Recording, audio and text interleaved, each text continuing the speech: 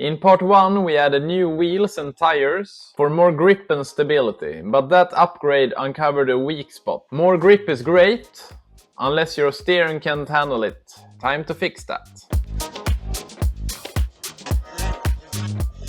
Welcome back to the upgrade series.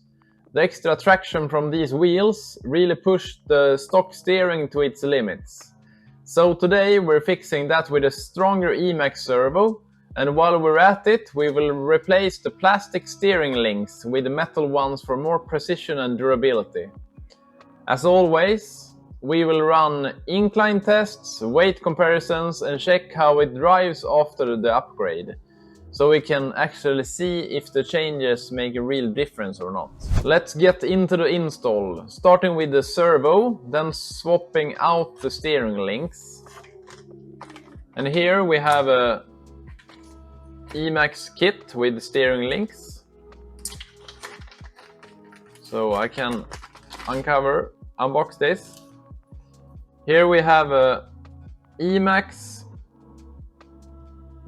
ES08MA2 analog servo. And here we have metal steering links and a metal servo mount to replace the plastic one, and a metal servo horn. We'll start by removing the plastic steering and compare the new metal steering links with the old plastic. And to do this change, it's pretty straightforward. You don't have to have a lot of knowledge to do this. You just start by removing the two screws from the knuckles, and then perhaps I can show you a little bit better. We'll remove the two upper screws.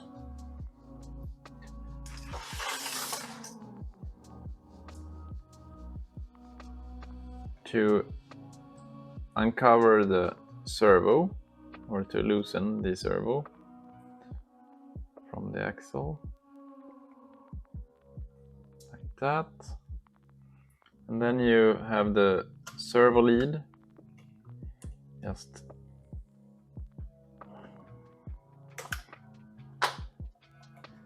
take that out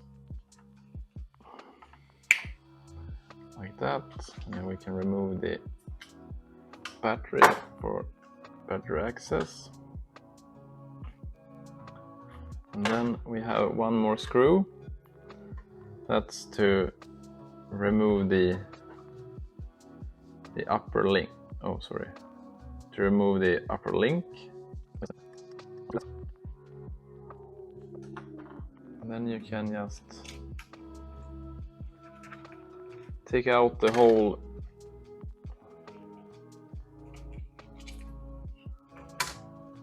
lot.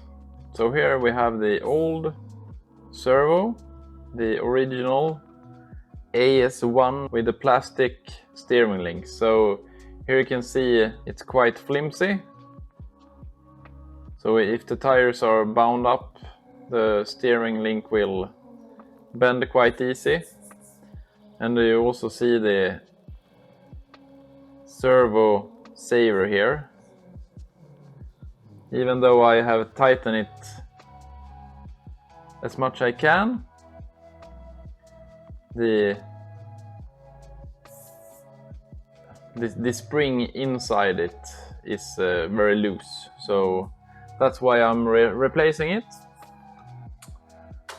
Since we upgraded the wheels, the servo really struggles with the new traction and the weight. So I will clean up a bit, and then I will come back when I have everything sorted out. Okay, so I have sorted everything out. I will reuse as many of the stock screws as possible, and we will start by mounting the servo on the servo mount. And I will use a little bit of blue Loctite on the screws, since we are screwing them into metal now, and then you don't have to tighten them as a gorilla, just snug them up, like so. And then I will route the lead up and over, so we get some rigidity. And then we'll mount the servo here and just take one long screw. There you have it. So then we can take the other screw like that. And then we will screw back the 3-link there. I will be mounting the big side out, because then you don't just rely on the O-ring to hold everything together. Then you have the brass end that's holding everything together. So I will be mounting the big side out. And here you are mounting it back into plastic. So then you don't have to use any Loctite. But don't over tighten these screws, because then you are screwed when your plastic don't have any threads left.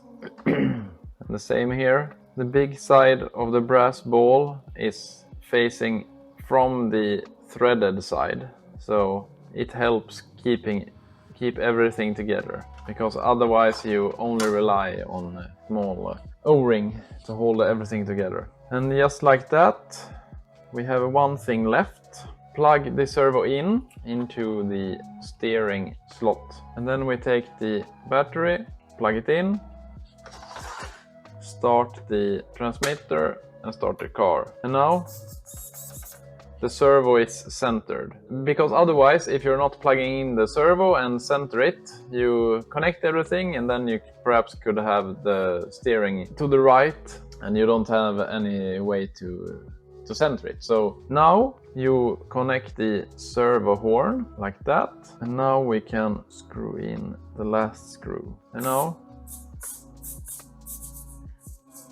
be sure that you're not damaging the knuckles and so on if the servo is turning too much. So now we can test it, and like that we have a steering that always will turn to the direction we want. So the only things left now is to screw in the little screw for the servo horn.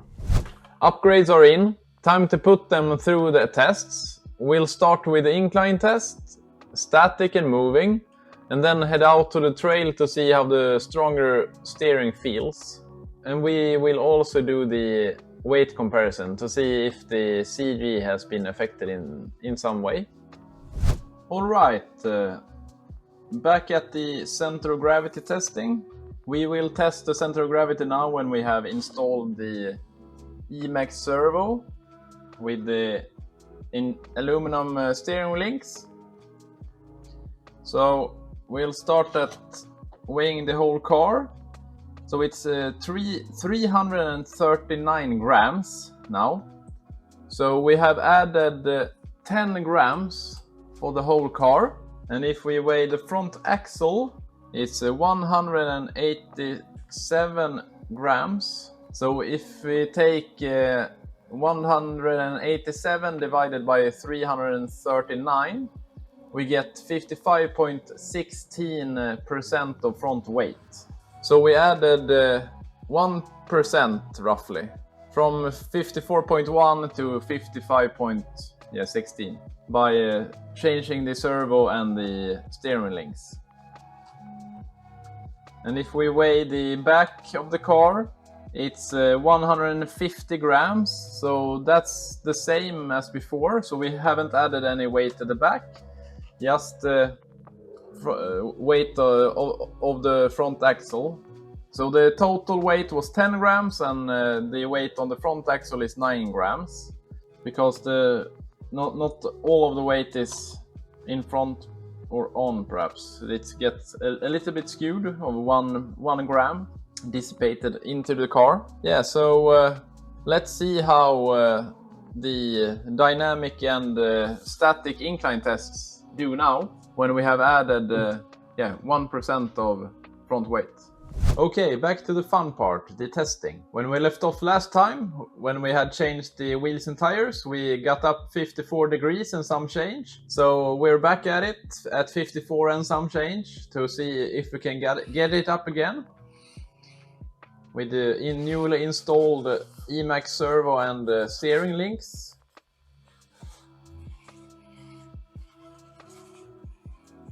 And as you see, once again we can climb 54 degrees, even if it's real close to the maximum.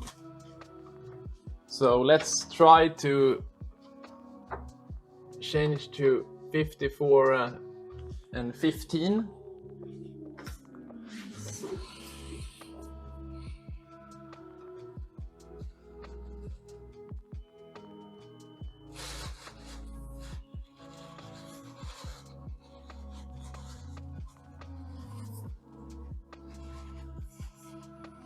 Yeah, okay, so we will get 54 and 54.25 degrees.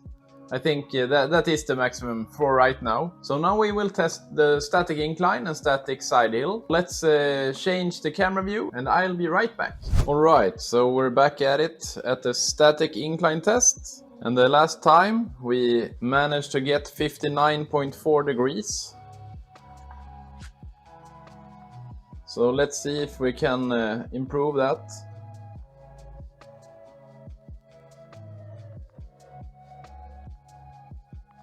There we have 59.4. Let's see if we can get 60 degrees now. Yes. So 60 point, let's say 5. I saw 60.8, but let's say 60.5. So we are up and over 60 degrees. That's awesome. And now let's see what we can get on the side hill. Last time we managed to get 49 degrees.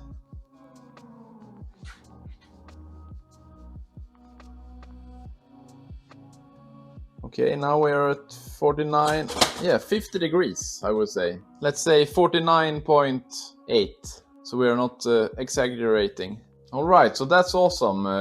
A little gain again when we installed the Emax servo with the aluminum steering links. So we added a few grams right at the front of the vehicle. So that's what we want. We want to do small steps to try to get the best car. I will try it outside and see how it works. And then I will come back for the final thoughts and the summary. The car is really fun to drive now, since the steering does exactly what you want. So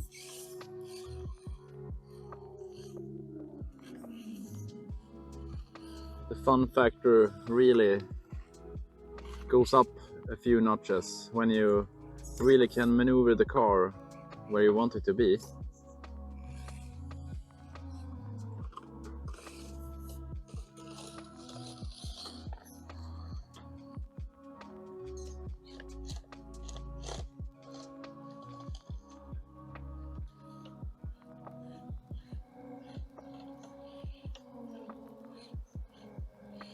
And here you can see that the deadbolt is quite capable and really fun to drive on the trails here.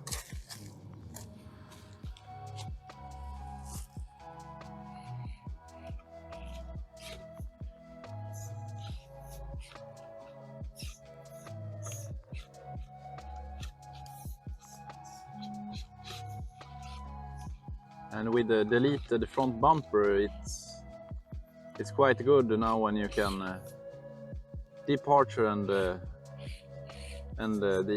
aperture is really good. Now we just have to make it so it can stick 60-degree inclines like nothing.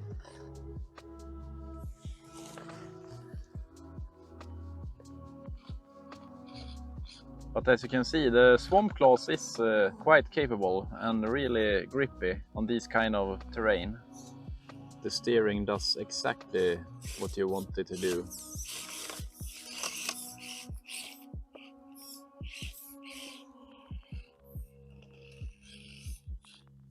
It turns every degree that you want it to now.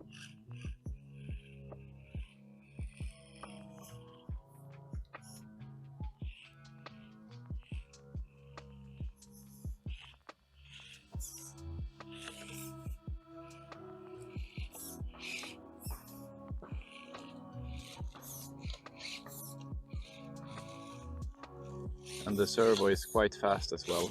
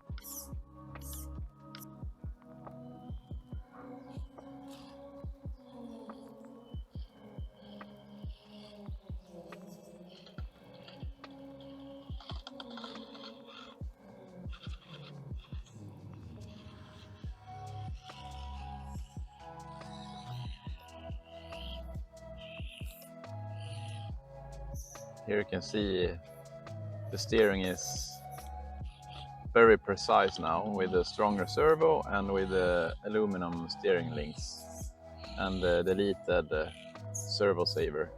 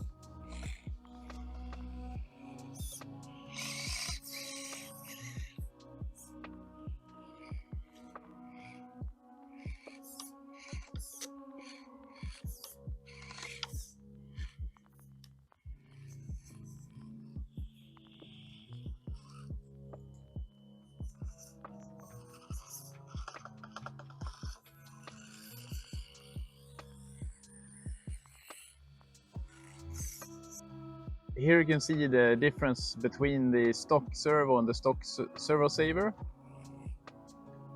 You can really maneuver the car as you like now, and you can really turn where you want. And before you had the servo saver that hinders the car really much.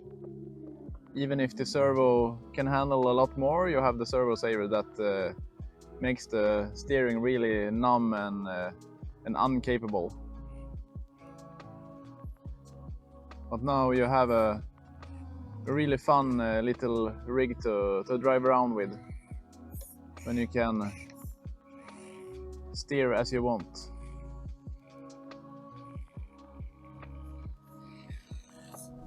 This upgrade really tightened up the front end. The Emax servo gives us the strength we need, and the metal steering links make every input more direct. It feels more controlled, especially when the tires are wedged or the rig is under load. As you saw on the trail testing, this upgrade really makes the difference. Even if you have a stock car, this upgrade really makes the car go to another level. So this upgrade really tightened up the front end. The Emax servo gives us the strength we need, and the metal steering links make every input more direct. And as I said, even if you have a stock car, this upgrade really is a good one. It's cheap and affordable, but really good for the crawling side of it. Because earlier, the servo saver really hinders the car because you have a full input, but the tires are slightly moving because the load sometimes. So this is a good upgrade. So besides changing the wheels and tires for the weight and the grip, this comes close to that caliber of upgrades. So that's part 2 completed. The crawler feels tougher and way more precise. I really like this upgrade. But there are still a few upgrades ahead that will change how it handles in a big way. Make sure to like, subscribe and stick around for the next step in the series. You don't want to miss it. So see you in the next one. Bye!